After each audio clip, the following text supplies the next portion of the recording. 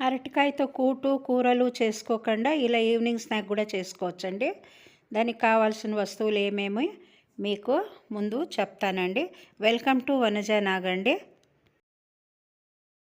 ఈ స్నాక్ చేయడానికి నేను 3 అరటికాయలు తీసుకున్నానండి. మీకు ఎన్ని కావాలనో అన్ని తీసుకోవచ్చు. దీన్ని తరుక్కోవడానికి చూడండి, ఇలా మనము చేతికి నూనె అంటించుకున్నామంటే మరకలు కాదండి చేతులు, అందుకని లేకపోతే ఉప్పు కూడా అంటించుకుని మనము చేసుకోవచ్చు.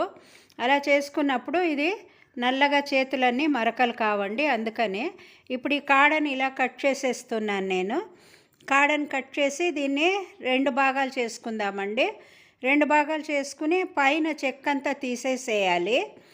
చెక్కు తీసి తర్వాత మనము దీన్ని ముక్కలు చేసుకోవాల్సి వస్తుందండి. ఇలా చెక్కు తీస్తున్నాను నేను. ఇప్పుడు చూడండి, సగం చేసుకున్నాను కదా, దీన్ని చెక్కు తీసేస్తున్నాను.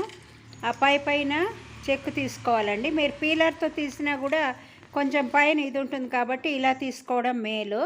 ఇప్పుడు చూడండి, ఇది తీసేసాను. దీన్ని తరుగుతానండి నేను. పల్చగా తరుక్కోవాలి. మీరు చిప్స్ పీట్లో అయినా తరుక్కోవచ్చు, లేకపోతే ఇలా తరుక్కోవచ్చు. తరిగి అన్నిటినీ నేను నీళ్ళల్లో వేసుకున్నానండి. చూడండి, ఇలా నీళ్ళల్లో వేసేసేయాలి. ఈ సైజు ఉంటే చాలు. దీనికి ఇప్పుడు ఎలా చేసుకోవాలో చూద్దాము. దీనికి ఇప్పుడు ఒక గిన్నెలోకి నేను ఇవి వేస్తున్నానండి. పొడులు ఏమేమి వేయాలనో అవన్నీ మిక్స్ చేస్తున్నాను. శనగపిండి తీసుకుంటున్నాను. 1 కప్ అంతా శనగపిండి తీసుకున్నాను. దాంతోపాటు ఒక 2-3 స్పూన్లంతా సన్న రవ వేసుకోవాలండి. ఇది బాగా ఇలా ఉండలు లేకుండా కలుపుకోవాలి. తర్వాత సన్న రవ వేసుకోవాలండి. చిరోటి రవ వేసుకుంటే బాగుంటుంది. 2 స్పూన్లంతా చిరోటి రవ వేస్తున్నాను. తర్వాత కొద్దిగా ఒక 2-3 స్పూన్లంతా చూడండి, చూస్తున్నారా చిరోటి రవ ఎలా ఉంది, సన్నగా ఉంది. తర్వాత బియ్యపిండి వేస్తున్నానండి. సగం కప్ అంతా బియ్యపిండి వేసాను. ఇవన్నీ నేను కలిపేసుకోవాలి. ఇప్పుడు ఈ పిండ్లన్నీ కలుపుకున్న తర్వాత మనం ఇప్పుడు ధనియాల పొడి వేసుకుందామండి. కొద్దిగా, అంటే ఇది చాలా కమ్మగా ఉంటుందండి. కారపొడి కూడా వేసేసాను. ఉప్పు, తగినంత ఉప్పు వేసి వీటిని అంతా వేసి మరీ కలుపుకుందాము. కొద్దిగా పసుపు వేద్దామండి. కలరు వస్తుంది, పైన ఇది ఫ్లేవర్ కూడా బాగుంటుందండి.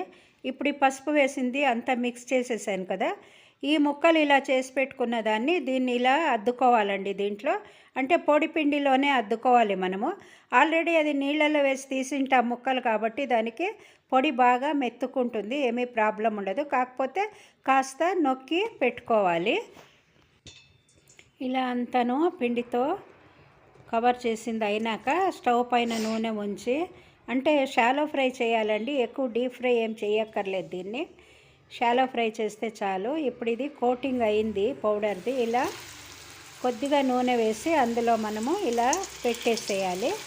తర్వాత కొంచెం కాగినాక పైన ఆ నూనెనే మనం తీసి ఇలా వేసేయాలండి. వేసి 2 సార్లు తిప్పేసినామంటే చాలా క్రిస్పీగా కరకరలాడే మీకు ఈవినింగ్ స్నాక్ రెడీ అయిపోతుంది.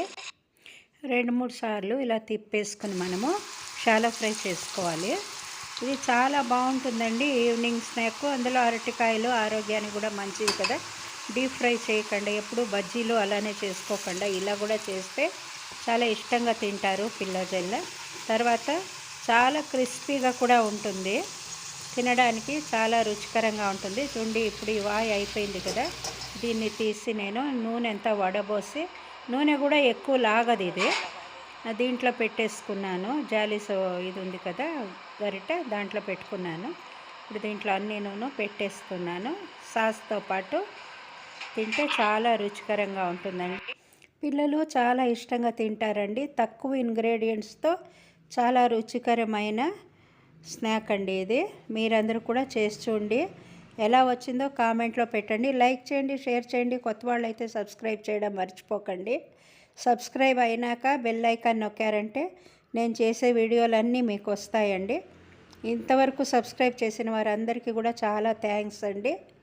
చూడండి ఎంత బాగా కనపడతా ఉంది కదా. Thanks for watching my video అండి.